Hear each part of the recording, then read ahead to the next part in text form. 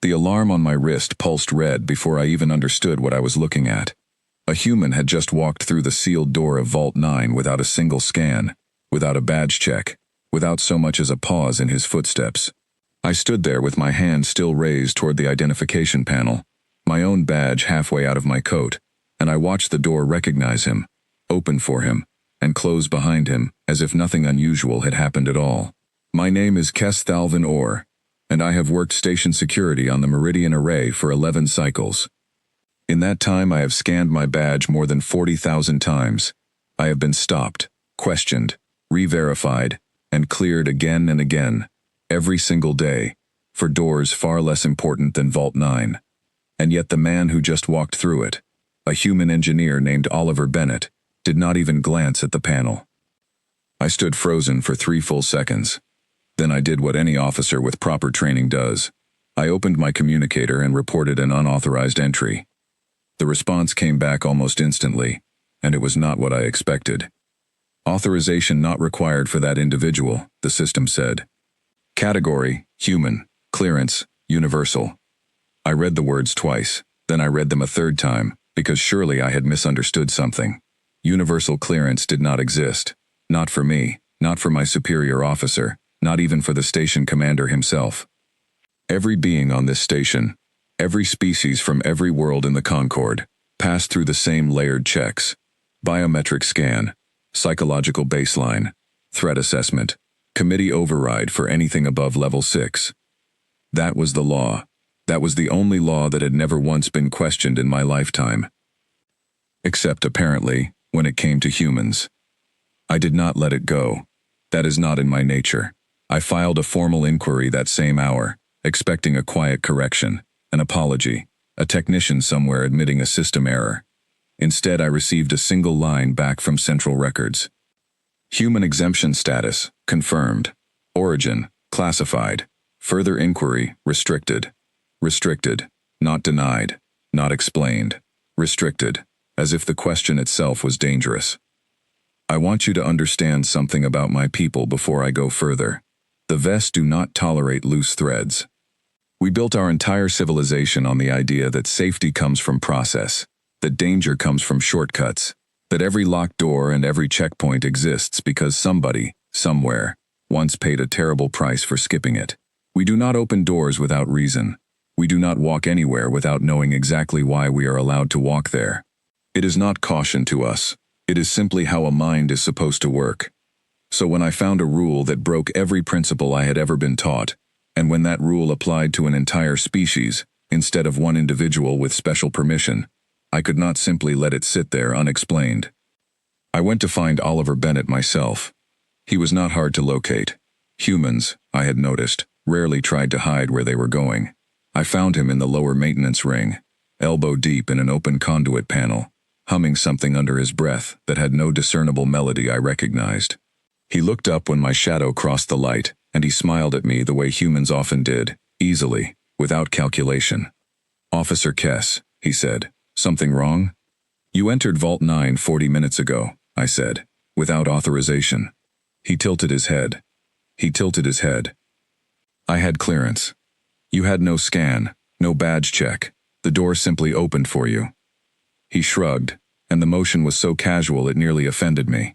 "That's how it works for us. Didn't anyone explain that when you started?" "No," I said.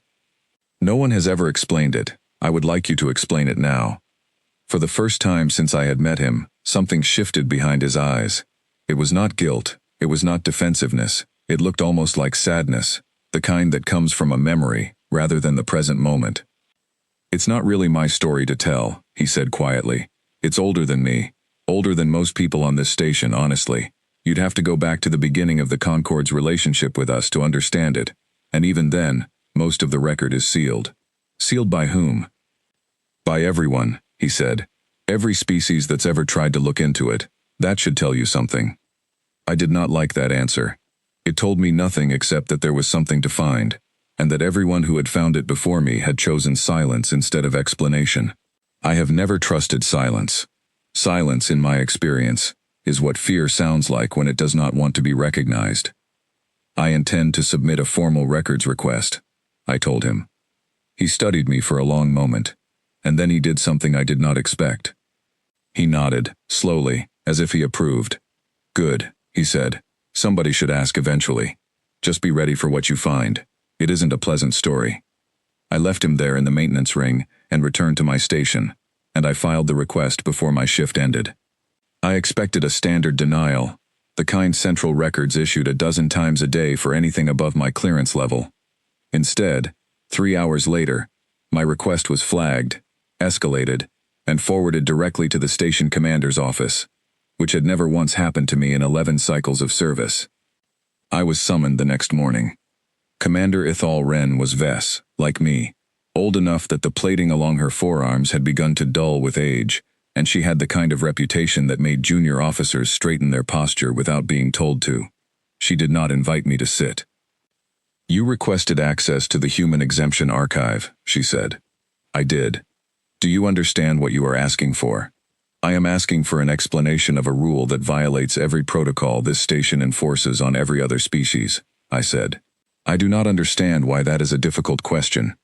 She was quiet for a moment, studying me the way I imagined a physician studies a wound, before deciding whether it needs to be closed or left open to breathe. "It is not a difficult question," she finally said. "It is a painful one. There is a difference, Officer Kess, and you would do well to learn it before you go further. With respect, Commander, painful and difficult are not reasons to refuse an answer." Something in her expression changed then, something almost like approval, though it was mixed with a weariness I did not yet understand. She turned to her terminal and typed for a long moment, and then she looked back at me. "I am granting you provisional access," she said. "Level 7, Archive Division, Human Exemption File. You will read what is there. You will not discuss it outside this office until you have finished, because I do not believe you will understand it properly until you have seen it in full. And Officer Kess." "Yes, Commander?" "When you are finished, I want you to come back and tell me whether you still believe the rule is unfair." I did not understand what she meant by that. Not then. I only understood that I had been given exactly what I asked for, and that somehow, despite the reputation she carried and the discipline she was known for, she looked almost relieved to be handing this to someone else. I left her office with clearance codes burning in my access chip and a strange, cold feeling settling into my chest, a feeling I did not have a proper word for at the time. I know the word for it now. It is the feeling of standing at the edge of something you cannot see the bottom of, and choosing to step forward anyway. I went straight to the Archive Division. I did not eat. I did not rest. I sat down at the nearest terminal, entered my new clearance codes, and requested the Human Exemption File in full. The system took longer than usual to respond. When it finally did, a single folder appeared on my screen, and beside it, a warning I had never seen attached to any document before. "This file has been sealed and reopened 11 times in the last 300 cycles. Each previous requester chose not to pursue further action. Proceed with caution. 11 times. 11 officers, or scientists, or commanders, had opened this same file before me, and every single one of them had read whatever was inside, and then simply stopped. No appeal, no challenge, no further questions. I sat there for a moment, with my hand hovering over the terminal, and for the first time since I had seen Oliver Bennett walk through that door without a scan, I felt something close to hesitation. Then I thought of the man in the maintenance ring, the sadness behind his easy smile. The way he had said it isn't a pleasant story, as if he had carried that knowledge for a long time, and was tired of carrying it alone. I opened the file. The first thing I saw was not text. It was a name, attached to a single image, the kind used for personnel records. A human face, young, unremarkable in the way most human faces seemed unremarkable to me back then, before I understood how much could hide behind an ordinary expression. Beneath the image, a single line of text. Subject, Oliver Bennett. Status at time of incident, unauthorized. Status following incident, exempted, permanently, along with entire species of origin. My breath caught somewhere in my chest, though I did not understand why. I had just spoken to this man an hour ago. He had been standing in front of me, alive, humming a tune with no melody, elbow deep in a conduit panel, as if nothing about him was extraordinary at all.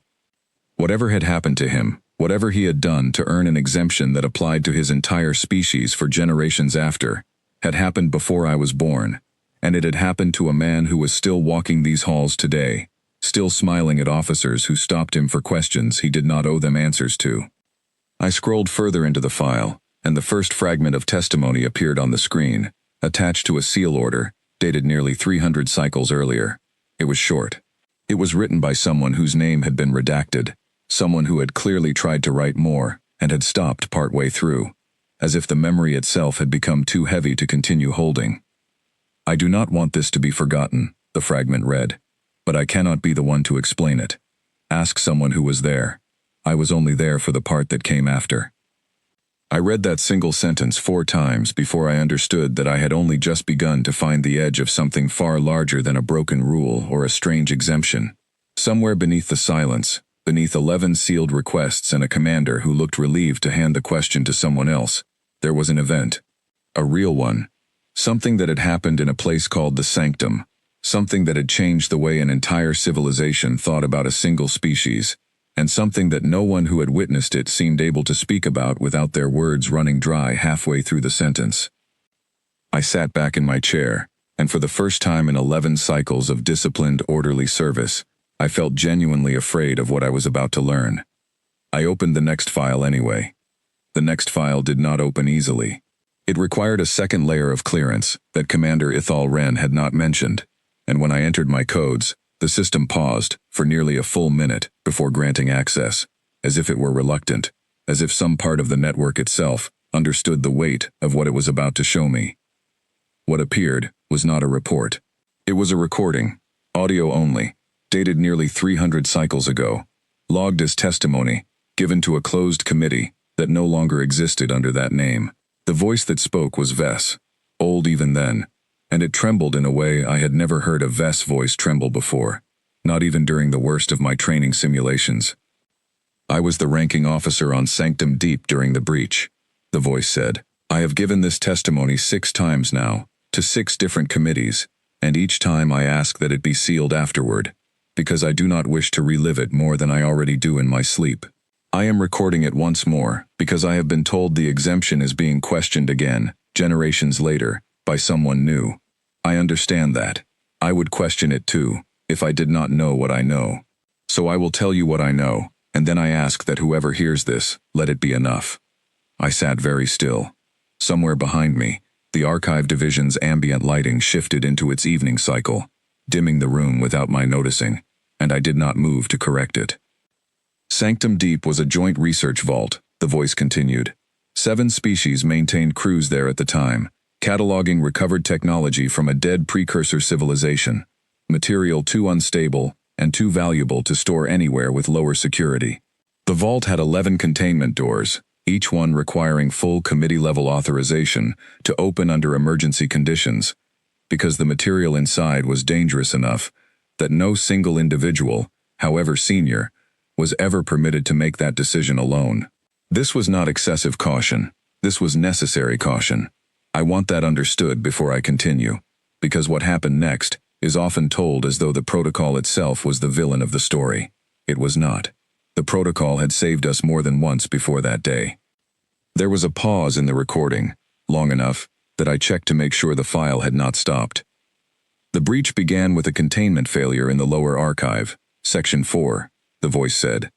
A precursor device we did not fully understand began to destabilize, and the automated systems sealed the section instantly, as they were designed to do, trapping everyone inside Section 4, behind doors that required committee authorization to reopen. 41 crew members were sealed in that section when the doors closed. The atmosphere in Section 4 was already failing. We had perhaps 11 minutes before it became unbreathable for most of the species trapped there, and less than that for 2 of them. I felt something cold settle into my chest as I listened. The same feeling I had felt outside Commander Ithal Wren's office. The sense of standing at the edge of something with no visible bottom. The committee required to authorize an emergency override consisted of 7 members, 1 from each species maintaining the vault, the voice continued. Under normal circumstances, this system worked exactly as intended. It prevented panic decisions. It prevented one frightened individual from opening a door that should stay closed. But on that day, 2 of the 7 committee members were among those trapped inside Section 4. A third was off station entirely, on medical leave, and could not be reached in time through any channel we tried. That left 4 members present and able to vote, one short of the number required by law to authorize the override. I already knew, somehow, before the voice said it, what was coming. I knew it the way you know a fall is coming the instant your foot leaves solid ground, even before your body has finished the motion. We tried everything within protocol, the voice said, and here it cracked slightly, just once, before steadying again. We petitioned for an emergency exception to the committee requirement. That petition itself required authorization from a body that was not staffed at that hour.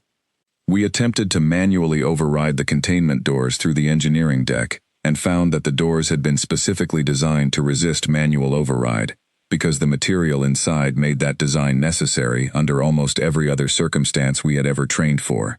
Every safeguard we had built to protect ourselves from our own mistakes was now the thing standing between 41 people and the air they needed to breathe. I want to be honest with you. I stood in that control room, watching the atmospheric readouts fall, and I did not know what to do. I had trained for every scenario except the one where the rules themselves were the danger. The recording paused again, longer this time, and when the voice returned it had changed. It was quieter. It sounded almost like it did not want to continue, and was continuing anyway because it had promised to. There was a human present on the station that day, the voice said. He was not crew. He was a visiting engineer, there on a short cultural exchange program between our two peoples, barely 2 cycles into their formal relationship with the Concord at that point. He had no clearance beyond guest status. He had never trained on our containment systems. He had, by every measure our protocols recognized, no business being anywhere near that control room during an active crisis, and I remember, even in the panic of that moment, feeling a flicker of irritation that he was standing there at all, asking questions, in a language our translators were still struggling to fully render. I leaned forward without meaning to, as if leaning closer to the recording would somehow let me see what the voice was describing. His name was Oliver Bennett, the voice said, and I felt the cold in my chest turn into something sharper, something closer to recognition. He asked me what was stopping us from opening the doors. I explained the committee requirement, the missing vote, the manual override resistance built into the design. I remember he asked a very simple question. He asked, does the door open from the outside if the internal lock mechanism is physically destroyed, rather than overridden through the system? I told him yes, theoretically, but that the lock mechanism was reinforced specifically to prevent exactly that kind of forced entry, and that no tool on the station was rated to breach it in the time we had remaining. I told him this as a statement of fact, not as a challenge. I did not expect what happened next. Another pause. I found that I had stopped breathing. He left the control room before I finished speaking, the voice said. I assumed he had gone to find somewhere safer to wait out the crisis, which would have been the reasonable choice for someone with no training and no responsibility in that room. I did not see him again for nearly 6 minutes, during which the atmospheric readout in Section 4 dropped to a level I do not wish to describe in detail. When he returned, he was pulling a cargo loader, the kind used for moving heavy equipment through the lower decks, one not rated for anything resembling the force required to breach a reinforced containment lock. He had apparently reprogrammed its safety limiters himself, in 6 minutes, using tools and knowledge that were not part of any protocol we had on file, in a language he was only beginning to learn, under conditions that would have made most trained engineers hesitate. I realized, distantly, that my hands were pressed flat against the edge of the terminal desk, as if bracing for something. I ordered him to stop, the voice said. I told him that unauthorized force against a containment door of that classification was expressly forbidden under station law, that the door's design made such an attempt likely to fail and possibly dangerous to himself, and that even if it succeeded, he would be in violation of at least 4 separate protocols governing emergency response. I remember his exact response, because I have never forgotten it, and because I have thought about it more times than I can count in the years since. He said, I understand that. Then he drove the loader into the lock mechanism anyway. I sat in complete silence, listening to a voice nearly 300 cycles old describe an act I could not fully picture, and yet somehow understood with perfect clarity. The first 2 failed to breach the reinforced casing, and I watched the loader's structural integrity readout climb toward failure with each strike. which meant he was risking not only the forbidden nature of what he was doing, but his own safety, as the machine began to buckle under stress it was never designed to handle. On the third attempt, the lock mechanism failed. Not the way our systems were designed to release it. It failed the way metal fails when it is struck hard enough and often enough by something that refuses to stop, which is to say, badly, unpredictably, and with considerable danger to anyone standing near it when it finally gave way. The voice paused, and this time I heard something that might have been the sound of a vess trying not to let their composure crack entirely. The door opened, the voice said. 41 crew members were still alive inside Section 4 when it did, though 6 of them required immediate medical attention for atmospheric exposure, and I do not believe any of them would have survived the additional 4 minutes it would have taken for the committee override to process, even if we had somehow reached the missing vote in time. Oliver Bennett was standing directly in front of the door when the lock finally failed, and he sustained injuries from the mechanism itself that kept him in the medical bay for 11 days afterward. I visited him on the 3rd day. I intended to formally reprimand him, because that was, at the time, still what I believed the situation required. I had a full statement prepared regarding the protocols he had violated and the danger he had created for himself, and potentially for others. I never delivered that statement, the voice said quietly. I stood beside his medical bed, and I looked at the readouts confirming that 41 people were alive, because of what he had done in 6 minutes, with a reprogrammed cargo loader, and no authorization whatsoever, and I found that I no longer knew how to begin the reprimand I had written. He looked at me, still recovering, still in visible discomfort, and he said something I have carried with me every day since. He said, "Where I come from, when people are dying, you don't wait for permission to help them. You ask forgiveness after, if you even need to." I did not have an answer for him. I still do not. The recording went quiet for a long moment, long enough that I thought it might have ended. Then the voice returned, steadier now, as if it had reached the part of the story it had been building toward the entire time. The committee that reviewed the incident afterward did not know what to do with him, the voice said. By the letter of our law, he had committed at least 4 serious violations, and under any other circumstance would have faced formal consequence, possibly permanent restriction from further travel within Concord space. And yet 41 people, representing 5 different species, were alive specifically because he had committed those violations, without hesitation, without waiting for a committee that could not have convened in time, and without any apparent concern for what it might cost him personally. The committee spent 11 weeks deliberating. What emerged from those 11 weeks was not a punishment. It was the exemption you are now reading about, because in the end, the committee could not find a way to write a rule narrow enough to apply only to Oliver Bennett and what he had done that day. Every attempt to define the exception in terms of his specific actions collapsed the moment someone asked what would happen if a different human, in a different crisis, made the same choice he had made. The answer, every single time, was the same. They would probably do exactly what he did. It was not, we came to understand, a decision unique to him. It was something closer to how his entire species seemed to approach danger and authority when the two came into direct conflict. I sat back slowly in my chair, and for the first time since opening the file, I became aware of how tightly my jaw had been clenched. I do not tell you this story to suggest that authorization protocols are wrong, the voice said, and I could hear, even now, centuries later, how carefully the speaker chose these final words. I still believe in them. I believed in them before the breach, and I believe in them after it. They have saved far more lives than they have ever cost, across every species that follows them, including, I suspect, humanity itself, in circumstances we will never know about, because their protocols worked exactly as intended, and no exception was ever needed. But I learned something on Sanctum Deep that I did not know before, and that I have never been able to unlearn since. There is a narrow category of moment where the process built to keep us safe becomes, itself, the danger, and in that narrow category of moment, humans appear to possess something the rest of us do not recklessness. I want to be precise about this, because it has been misunderstood before. It was not recklessness. He did not act without thought. He acted with a different kind of thought, one that placed the person dying in front of him above the process that was supposed to save them, the instant those two things came into conflict. I have never been able to explain why that instinct exists so consistently in his species and so rarely in mine. I only know that it exists, that it has been tested more than once since that day, always with the same result, and that I would rather live in a concord that allows for it than one that does not. That is my testimony. I ask that it be sealed until it is needed again. The recording ended. I sat in the darkened archive division for a long time afterward, the terminal's glow the only light in the room, and I found that I did not immediately reach for the next file. I needed a moment simply to sit with what I had heard, to let it settle into whatever part of me had, until that afternoon, believed without question that every rule existed because it was correct, and that every exception was a weakness waiting to be closed. I thought of Oliver Bennett standing in the maintenance ring that morning, humming a tune with no melody, smiling easily at an officer who had come to question him. I thought of the sadness behind his eyes when he had said, "It isn't a pleasant story."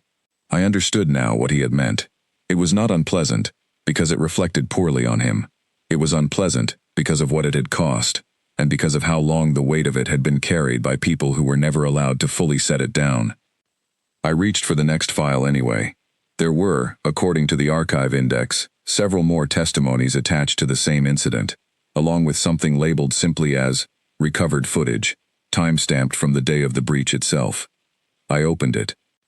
The footage had no sound for the first several seconds, only a grainy visual feed from a fixed security camera, mounted somewhere high in the sanctum deep control room, and I understood almost immediately why this particular file had been sealed longer than any of the others. Testimony could be softened by memory, by the careful choice of words, by the passage of nearly 300 cycles. Footage could not. Footage simply showed what had happened, without commentary, without mercy.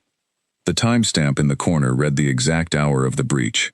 I watched a room full of crew members going about routine work, the kind of quiet, unremarkable activity I recognized from my own control room on the Meridian Array, and for a moment, I almost forgot what I was about to witness. Then a light on the main console turned red, and everything changed at once. I watched the VES officer whose testimony I had just finished listening to, younger then, moving with a speed and urgency I had not expected from the measured, careful voice in the recording. Alarms I could not hear through the silent footage were clearly audible to everyone in that room, judging by how quickly every crew member turned toward the same section of the display wall. Within seconds, a schematic of the vault appeared, Section 4 highlighted in flashing amber, and then, moments later, in solid red. I watched the numbers on the atmospheric readout begin to fall. Even without audio, even across 300 cycles of distance, I felt my pulse quicken, watching those numbers drop, because I understood, in a way that no testimony could have fully conveyed, exactly how little time was passing between each falling digit. The footage cut to a second camera angle, this one positioned near the entrance to the control room, and I saw him for the first time. Oliver Bennett, younger than the man I had spoken to that morning, though not by as much as I expected. His expression caught somewhere between confusion and alarm as he stepped into a room full of people shouting in languages his translator was clearly struggling to keep pace with. I watched him approach the VES officer. I watched the brief, urgent exchange between them, the officer's hands moving in the sharp, economical gestures VES use when explaining something under pressure, gestures I recognized because I still use them myself. And then I watched him leave the room.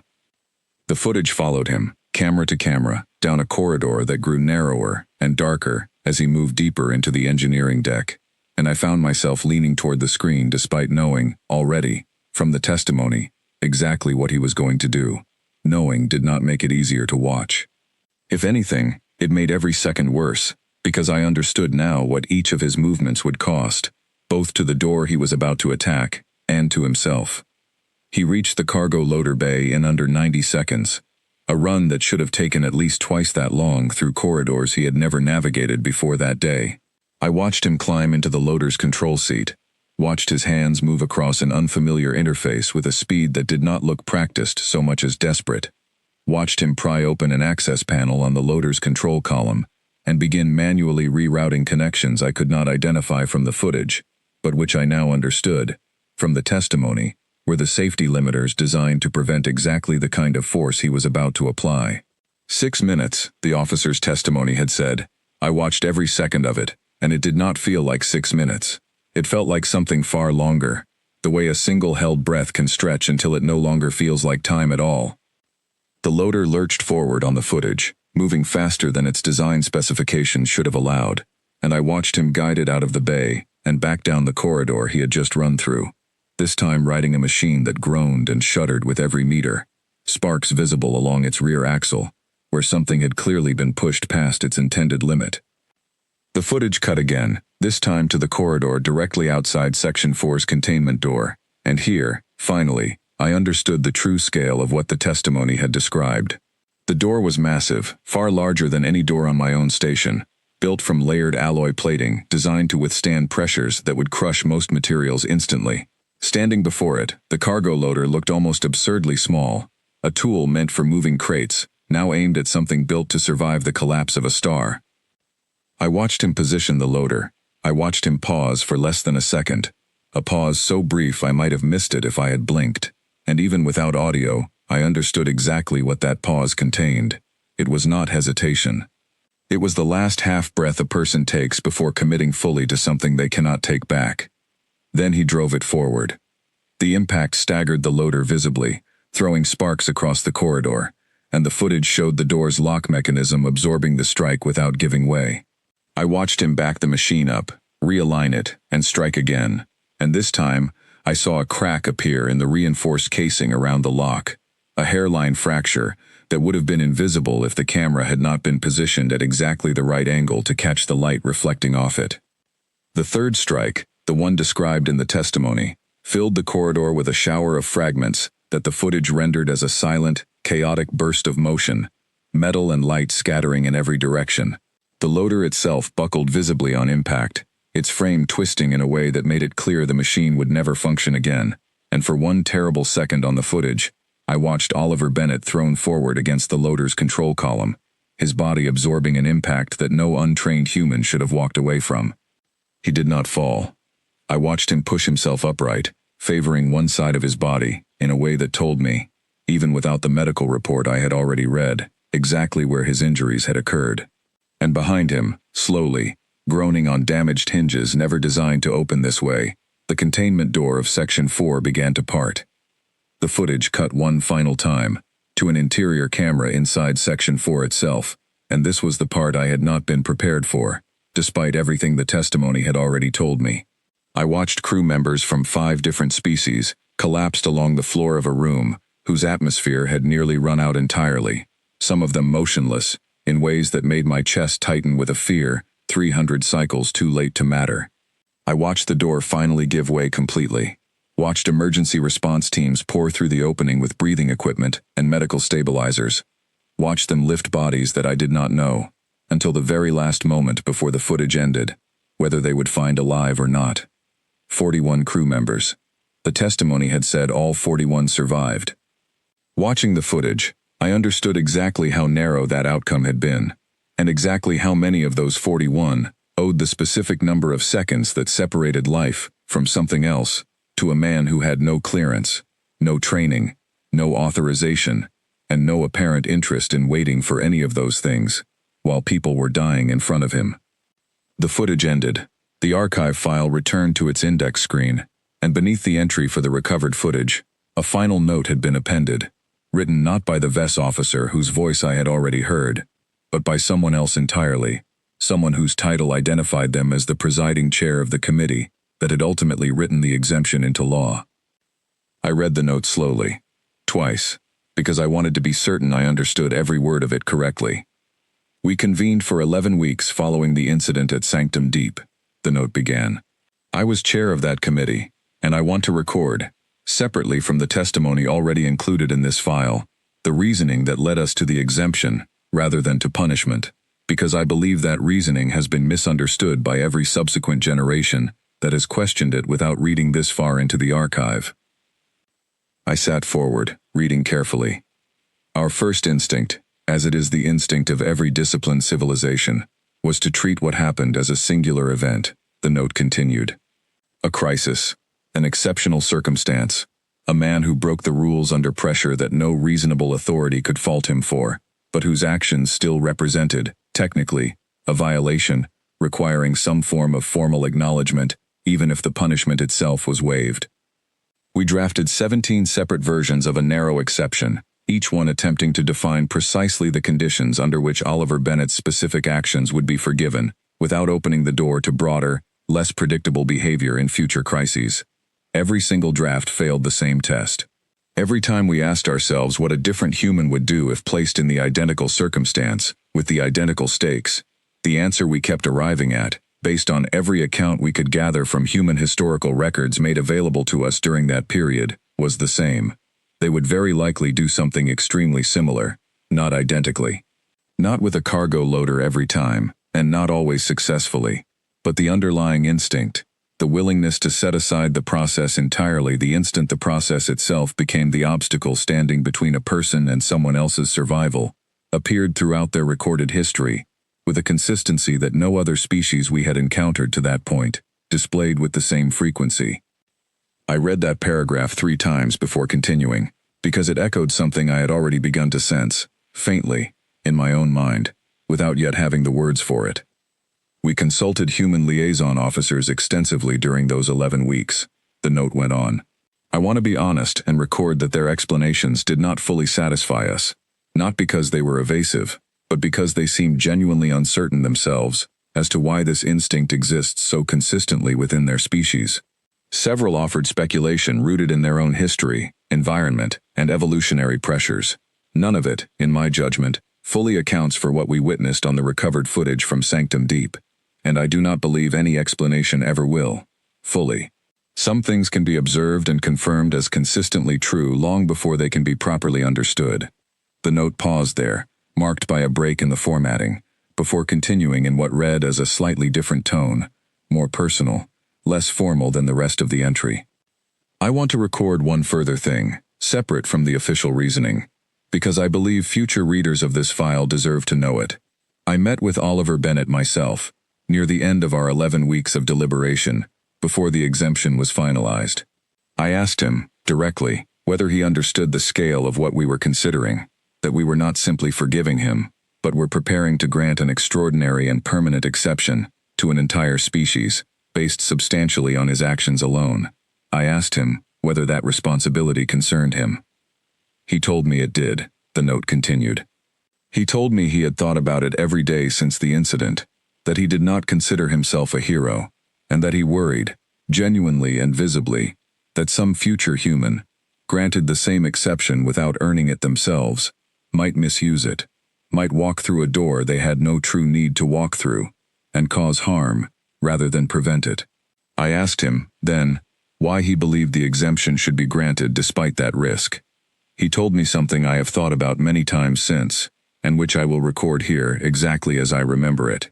He said that every rule his own people had ever built to keep each other safe still occasionally failed the very people it was meant to protect, in exactly the way our own protocol had failed the crew of Section 4 that day, and that the answer to that failure was never to abandon the rule entirely, but to leave a narrow space within it for someone willing to accept the risk of being wrong, so that the person trapped behind a door that should not have been closed still had a chance of someone coming for them anyway. He said his people had learned that lesson the hard way many times over their own history, long before they ever reached the stars, and that he did not think they had fully learned it even now.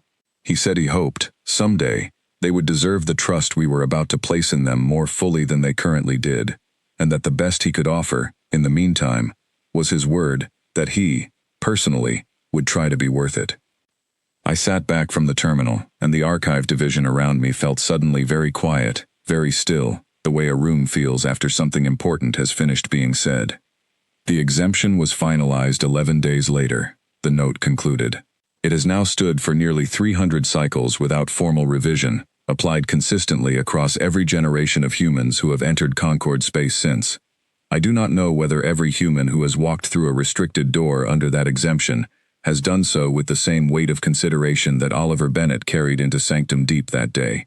I suspect not every one of them has, but I have reviewed the incident logs attached to this exemption periodically throughout my remaining years of service, and I can report, as of my final entry in this file, that in every recorded instance where a human has exercised the exemption during an active crisis, the outcome has aligned with the reasoning that created it. I do not offer that as proof that it always will. I offer it only as the honest record of what has been true so far, and I ask whoever reads this next, whenever that may be, to weigh that record fairly, before deciding whether the exception still deserves to exist. The file ended there. I sat in the darkened archive division for a long time afterward, the glow of the terminal the only light around me, and I found that the cold feeling that had settled into my chest hours earlier had changed into something else entirely, something I did not yet have a name for, though I would come to recognize it clearly enough in the days that followed. It was not agreement, not yet. I had been trained too long, too thoroughly, to surrender an entire principle after reading a single archive file, however powerful the testimony within it. But it was no longer the flat, certain rejection I had carried into that room that morning either. It was something closer to a question turned over slowly in my hands, examined from every angle, weighed against everything I had ever believed about order and safety, and the proper way for a civilization to protect itself from its own worst impulses. I thought of Oliver Bennett, standing in the maintenance ring, humming a tune with no melody, elbow deep in a conduit panel, carrying all of this quietly beneath an easy smile that gave no hint of the weight underneath it. I thought of a VES officer, centuries gone now, who had stood beside a hospital bed, with a reprimand in hand, and had found that she no longer knew how to deliver it. I thought of a committee chair who had spent 11 weeks trying to write a rule narrow enough to contain a single act of courage, and had failed, again and again, because courage of that particular kind did not seem to belong to one man alone, but to something woven more deeply into an entire people. I closed the file, and for the first time since I had begun this inquiry, I did not immediately reach for the next one. I needed instead to go and see for myself whether the pattern the committee chair had described nearly 300 cycles ago still held true today, in the ordinary, unremarkable moments of a station where nothing as dramatic as Sanctum Deep had happened in living memory. I did not have to look very long before I found my answer. I began watching the humans on Meridian Array differently after that night, though I told no one why, not even Commander Ithal Wren, not yet. I told myself I was simply verifying the committee chair's claim, testing whether the pattern held under ordinary circumstances rather than the extraordinary ones recorded in an archive file. What I found, over the following weeks, unsettled me more than the archive had. The first incident happened only 4 days later, in the hydroponics ring on the station's lower deck. I was not present when it began, but I reviewed the security footage afterward, once I understood what I was looking for. A young terrace technician, one of the small amphibious species that maintained our water reclamation systems, had become trapped when a support strut failed, and pinned her beneath a collapsed irrigation frame. The section's automated safety protocol responded exactly as designed, sealing the area to prevent further structural failure and summoning a certified rescue team, a team that, according to the dispatch log, was 11 minutes away due to an unrelated call already in progress on the far side of the ring. A human woman named Grace Whitfield was working nearby, cataloging nutrient samples for an unrelated project. She was not certified in structural rescue. She held no authorization to enter a sealed hazard zone. The footage showed her reaching the sealed barrier within seconds of the alarm, pausing only long enough to read the warning display, and then forcing the emergency manual release, a release that existed for use only by certified personnel, and which triggered an immediate violation flag in the system the moment she engaged it. I watched her climb through the gap before the barrier had even finished retracting, watched her assess the collapsed frame with a speed that suggested she was not thinking through proper procedure, so much as simply looking at the problem in front of her and deciding what needed to happen next. She could not lift the frame alone. The footage showed her trying anyway, twice, before abandoning that approach, and instead working to free the trapped technician by carefully repositioning debris around her rather than attempting to move the heaviest section directly. By the time the certified rescue team arrived, 6 minutes later than the dispatch estimate due to the ongoing call elsewhere, the terrace technician had already been freed, shaken and bruised but stable, wrapped in an emergency thermal covering that Grace Whitfield had retrieved from a supply locker she also had no authorization to access. I requested the incident report. It noted, briefly and without commentary, 3 separate protocol violations committed by Grace Whitfield during the rescue, and a final line stating that no disciplinary action had been recommended, citing standing exemption policy for the species involved. I sat with that report for a long time, because I understood now, in a way I had not fully understood from the archive alone, exactly what that exemption meant in practice. It was not simply that humans were permitted to walk through doors without a badge scan. It was that when something went wrong, they did not appear to hesitate at the boundary of what they were allowed to do.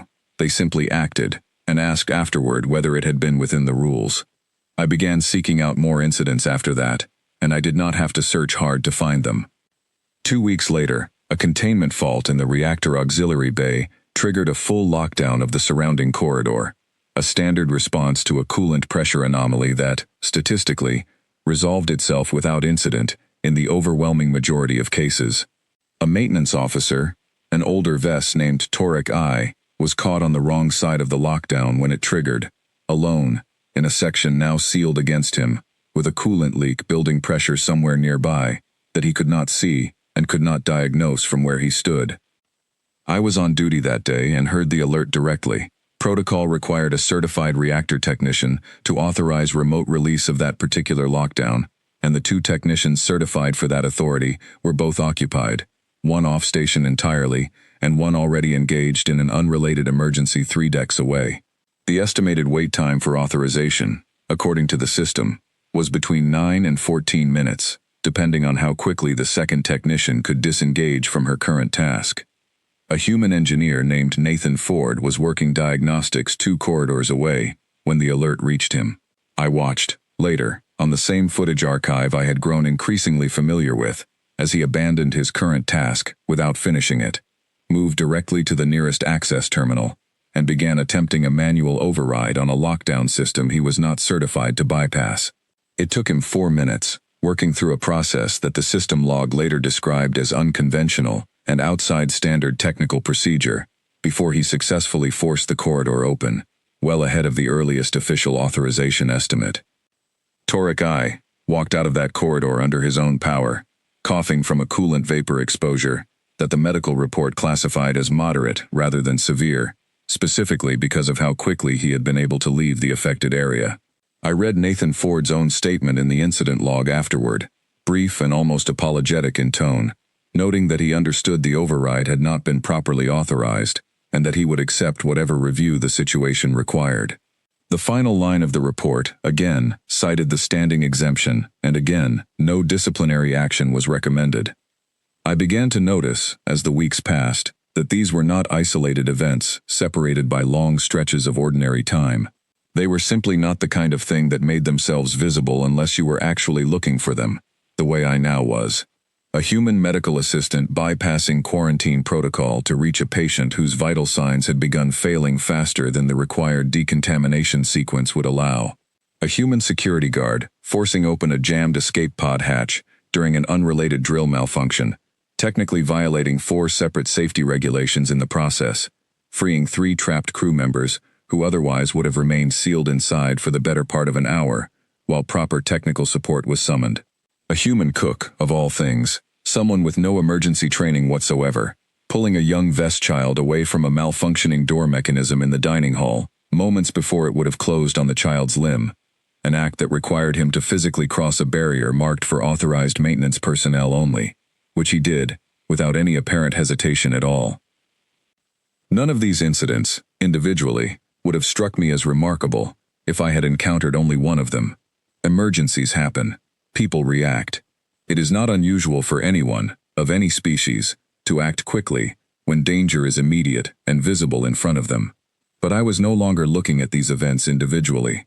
I was looking at a pattern, and the pattern troubled me, precisely because of how consistent it was. I began, cautiously, to speak with the humans involved, one at a time, always framing my questions as routine follow-up for the incident reports, rather than the deeper inquiry I was actually conducting. I asked Grace Whitfield, several days after the hydroponics incident, whether she had thought about the rules she was breaking in the moment she forced open that barrier.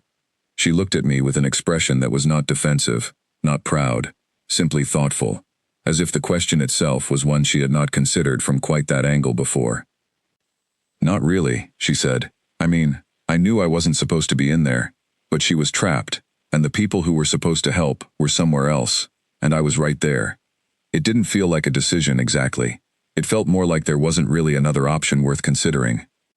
I asked her whether she would have made the same choice if she had known, in that moment, that it might end her position on the station.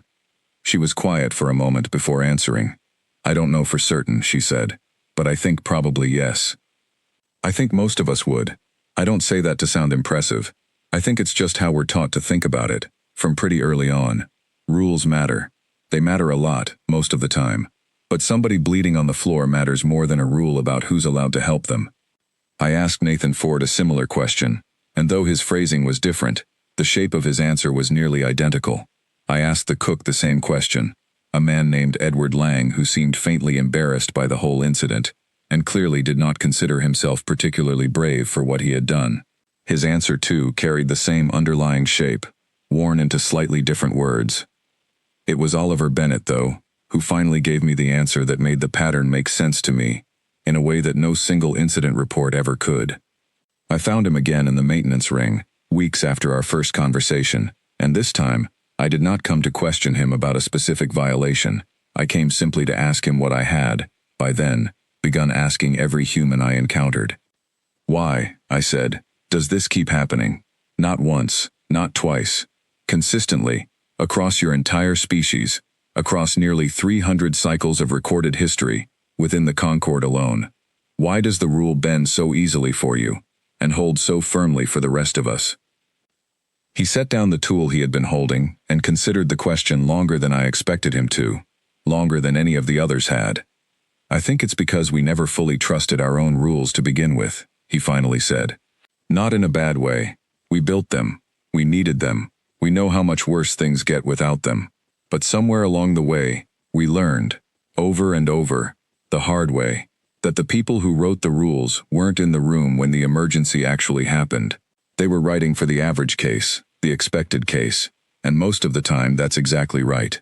But every now and then the exception shows up, the case nobody wrote the rule for, and if you wait for permission in that moment, sometimes the person you were trying to help doesn't get to wait with you. That sounds like a justification for recklessness, I said, though I said it without the certainty I would have carried into that same sentence weeks earlier. He shook his head, unoffended. It would be, if it meant ignoring the rules whenever they were inconvenient. That's not what this is. Most of us follow the rules the overwhelming majority of the time, the same as anyone else does. It's not that we don't respect the process. We just don't confuse the process for the reason the process exists in the first place. The rule is there to protect people. If a specific moment comes along where following the rule exactly as written would actively cost someone their life, and there's genuinely no time left to fix the rule properly, then something in most of us just refuses to let the rule win in that particular moment. We'll answer for it afterward. We usually do. But we'd rather answer for saving someone than explain, later, why we let them die correctly. I did not have a response ready for that. I stood there in the maintenance ring, surrounded by the low hum of the station's systems, and I felt the last of my resistance to what the archive had shown me finally give way. Not suddenly, but slowly, the way ice softens rather than shatters. I understand now, I said, why the exemption exists. He smiled, though it was a quieter smile than the one I remembered from our first conversation. I hoped you would, he said. For what it's worth, I still think about what the committee chair told me, the day they finalized it. About hoping we'd deserve the trust eventually, more than we did at the time. I think about it every time I see one of us use that exemption for something small and unnecessary, instead of something that actually matters. It only works because most of us try to earn it every single day. The moment we stop trying, I think it should be taken away. I left the maintenance ring that day with a very different understanding of the rule that had first caught my attention weeks earlier, and a very different understanding, too, of the species that carried it. I did not yet know that within a matter of days, I would be given the chance to test that understanding myself, under circumstances far closer to the ones described in the Sanctum Deep archive than I ever expected to face in my own quiet service aboard the Meridian Array. The alarm that tore through my quarters 6 days later did not sound like the routine alerts I had grown used to over 11 cycles of service. It carried a pitch reserved for only the gravest classifications, the kind of alarm I had heard in training simulations, and never once in actual duty, and I was on my feet and moving before I had fully registered what my body was doing. The message on my communicator confirmed what the alarm already told me. A cargo vessel docking at the station's outer ring had suffered a catastrophic containment failure in its hold. releasing an unstable biological agent that our own medical database flagged, within seconds of detection, as capable of spreading through station atmosphere with alarming speed if it reached the primary ventilation system. Automated protocols had already sealed the outer ring completely, trapping everyone within it behind doors built to withstand exactly this kind of emergency. Doors that required committee-level authorization before they could be reopened under any circumstances. I reached the security division at a run and found the duty officer already relaying the situation to command. 32 people were sealed inside the outer ring. The agent's spread rate, according to the medical projection now displayed across every screen in the division, gave those 32 people somewhere between 9 and 13 minutes before exposure levels inside the sealed section became lethal for at least half the species represented among them. I felt the cold settle into my chest again, the same feeling I had carried out of Commander Ethel Wren's office weeks earlier, except now it was sharper, immediate, attached to numbers counting down in real time rather than words recorded 300 cycles in the past. The committee required to authorize an emergency override needed 5 members. I watched the roster populate on the main screen, and I felt something close to disbelief settle over the room as the system flagged member after member unavailable. 2 were among those sealed inside the outer ring itself. 1 was off station on a supply run, beyond communication range for at least another 20 minutes. A 4th was reachable but currently unconscious in the medical bay following an unrelated injury from earlier that shift, and would not regain consciousness in time to matter. That left a single member present, aware and able to vote, when the law required 5. I stood in that room, and watched history repeat itself with a precision that felt almost cruel, as if the universe itself were testing whether the lesson from Sanctum Deep had actually been learned, or simply filed away and forgotten. "Manual override," I said, my voice louder and steadier than I expected it to be. "Can engineering force the doors?" The duty officer shook his head, already reading from a technical assessment scrolling across his own screen. "Negative. These doors were reinforced specifically to prevent exactly that kind of breach, given what they're built to contain. Standard tools won't touch the lock mechanism in the time we have." I did not decide what happened next through careful reasoning. I want to be honest about that, because everything I had read and heard over the past weeks had taught me that the decision itself does not always arrive as a slow, considered process. Sometimes it arrives all at once, complete, before the reasoning behind it has even finished forming. I turned and ran. I found Oliver Bennett in the engineering bay, 2 decks below, exactly where the maintenance schedule told me he should be, and I did not waste time on explanation beyond the essential facts. Outer ring sealed, 32 trapped.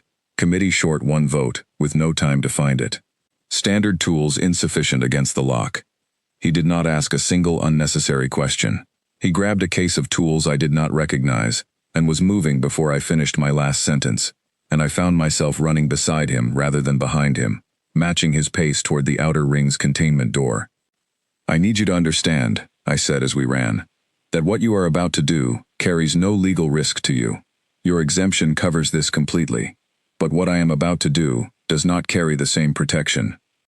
I intend to authorize your access myself, alone, without the required votes, and I want you to know that before we reach that door." He glanced at me, breathing hard, and there was no surprise in his expression at all, only something that looked almost like recognition. "You don't have to do that," he said. "I can act on my own authority. You don't need to put yourself on the line for this." "I am aware of that," I said. "I am choosing to anyway." We reached the containment door, with just over 7 minutes remaining, on the medical projection displayed on my communicator. I could hear voices through the reinforced barrier, muffled and distorted, some of them clearly beginning to struggle for air, in a way that made my chest tighten with an urgency I had never felt during 11 cycles of disciplined, orderly service.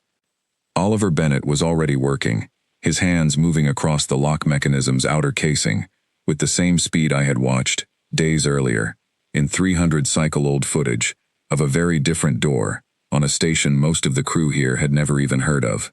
I stood beside him, and I opened my own communicator, and I recorded, on an open channel that would be reviewed by every level of command above me, a formal authorization to breach the outer ring containment door, issued under my own name, alone, in direct violation of the 5-member committee requirement. "This authorization is not lawful under current protocol," I said into the channel, my voice steady, despite everything happening around me. I am issuing it regardless, because the protocol built to keep this station safe has become, in this specific moment, the greatest danger to the people trapped behind that door. I accept full responsibility for this decision, and will submit to whatever review follows. Officer Kes Thalvanor, Station Security, Meridian Array. Beside me, Oliver Bennett pried the outer casing free and exposed the lock mechanism's inner workings, his tools moving with a precision that told me, finally, exactly what all those years of unremarkable, unassuming competence had actually been built on. He was not simply improvising. He had trained for exactly this kind of moment, quietly, patiently, in a way that never announced itself until the moment it was needed. 2 minutes, he said, not looking up from his work. Maybe less, if this reads right. I watched the medical projection on my communicator continue counting downward, and I found myself doing something I had never once done in 11 cycles of service. I prayed, silently, to nothing in particular, simply hoping, with an intensity that startled me, that the man kneeling beside me would finish his work before the numbers reached 0. He did not finish in 2 minutes. He finished in 90 seconds, the lock mechanism releasing, with a sound far quieter and more controlled than I had expected, nothing like the violent, sparking breach I had watched in the recovered footage from Sanctum Deep. He had not needed a cargo loader, he had needed 30 years of accumulated knowledge, a case of specialized tools, and the same instinct that had driven a different human, in a different crisis, 300 cycles earlier. The door slid open, and the crew inside stumbled forward into corridor air that had not yet been compromised, coughing, some of them supporting others, all 32 of them alive, shaken but alive, exactly as the report on Sanctum Deep had described so long ago. Medical teams arrived within moments, and I stood back and let them work, and it was only then, watching the last of the trapped crew being carried toward the medical bay, that the full weight of what I had just done settled fully into my chest. I had violated the law, not bent it, not stretched its interpretation to its furthest reasonable edge, but violated it directly, deliberately, with my name attached and recorded on an open channel for the entire chain of command to hear. I had done so with full knowledge of what it might cost me, and I found, standing there in the aftermath, that I did not regret it, not even slightly. And that fact alone told me more about how far I had traveled since the morning I first watched Oliver Bennett walk through Vault 9 without a scan. I was summoned to Commander Ithal Wren's office less than 2 hours later. I walked into that room expecting formal review, possibly suspension, possibly worse, and I found her standing behind her desk, rather than seated, which I had learned over 11 cycles usually meant she was either extremely displeased or extremely relieved, and the two expressions, on a Vess as controlled as she was, could look almost identical to an untrained eye. "You issued an unauthorized emergency override," she said, "alone, without committee approval. You are aware of what that violation typically carries." "I am aware, Commander." "You are also aware," she continued, "that 32 crew members are currently receiving treatment in the medical bay, all of them expected to make a full recovery, and that the medical projection attached to this incident indicates none of them would have survived the wait required for a properly authorized override." "I am aware of that as well." She studied me for a long moment, the same way she had studied me weeks earlier, before granting me access to the archive that had changed the way I understood my own profession. Then, slowly, something in her posture eased, just slightly, enough that I recognized it now for what it was. "Do you remember what I asked you to do, when I granted your access to the human exemption file?" she said. "You asked me to come back and tell you whether I still believed the rule was unfair. And do you?" I considered the question carefully before answering, because I understood, standing in that office with the events of the past hours still fresh and raw in my chest, that this was not a question I could answer carelessly. "No," I said, "I no longer believe it is unfair. I believe it is narrow, and dangerous if misused, and I understand now why every attempt to write it more broadly, or to extend it casually to other species without the same weight of consistency behind it, has failed every review it has ever been given. But I do not believe it is unfair. I believe it exists because a species, across nearly 300 cycles, has continued to prove, again and again, in moments too urgent for proper process, that they are willing to place the person in front of them above the rule that was supposed to protect that person, and somehow failed to, in that specific narrow moment. I believe I understand, now, why the exemption was never revoked, and I believe, Commander, that what I did today was not a violation of everything I have been trained to value. I believe it was the first time I fully understood what that training was actually for. Commander Ithal Wren was quiet for a long moment, and then she did something I had never once seen her do in 11 cycles of service. She smiled, briefly, and it was not the careful, measured expression she wore in every official meeting I had ever attended with her.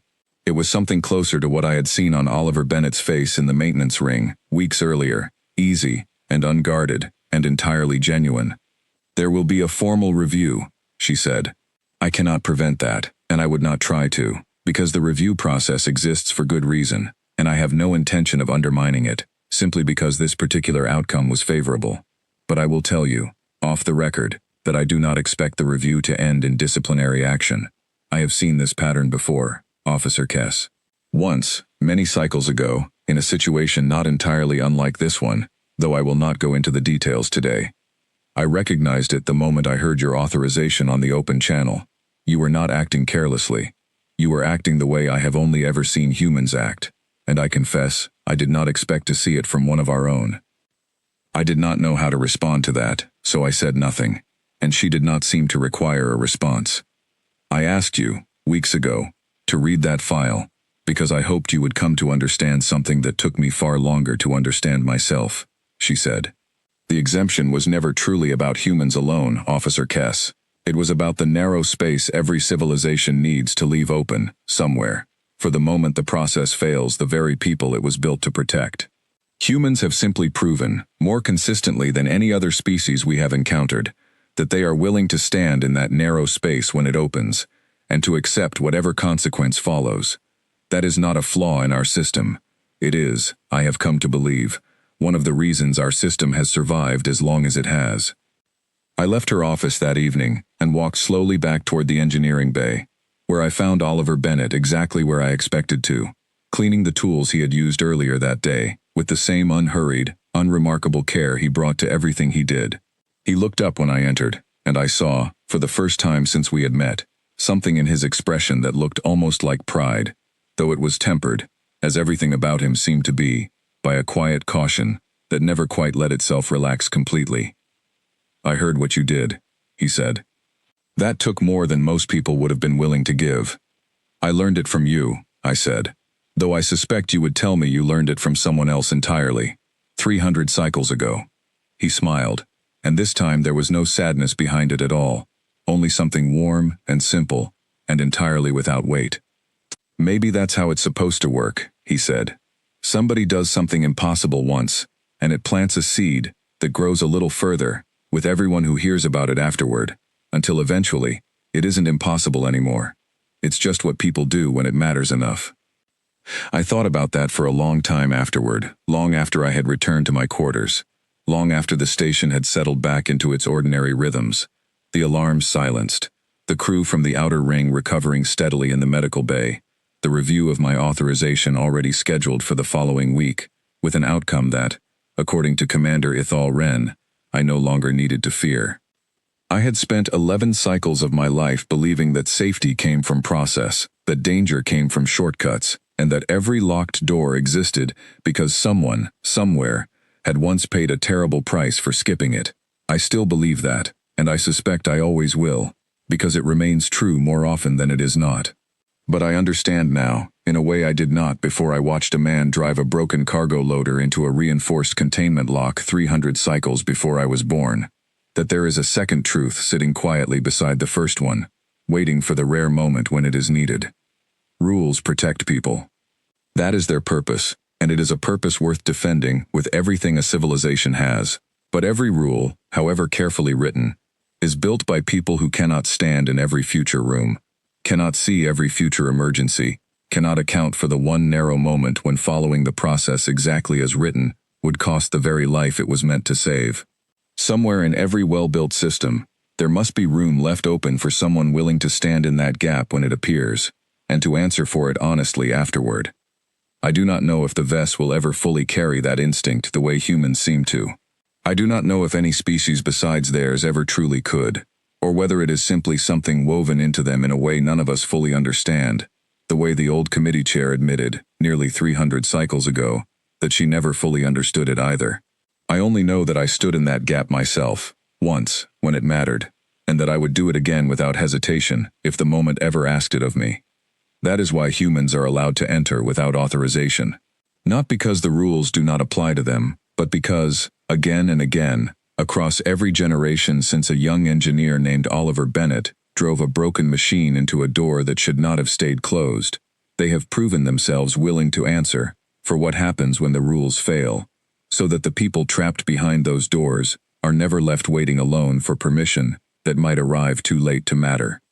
I filed my own testimony in the archive that night, the 12th entry in a file that had been sealed and reopened 11 times before mine. I did not seal it when I finished.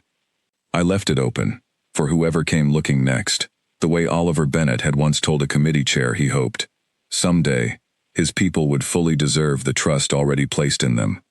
I believe, now, that they already have. I suspect they will keep proving it, quietly, one unremarkable crisis at a time, for as long as anyone is still counting.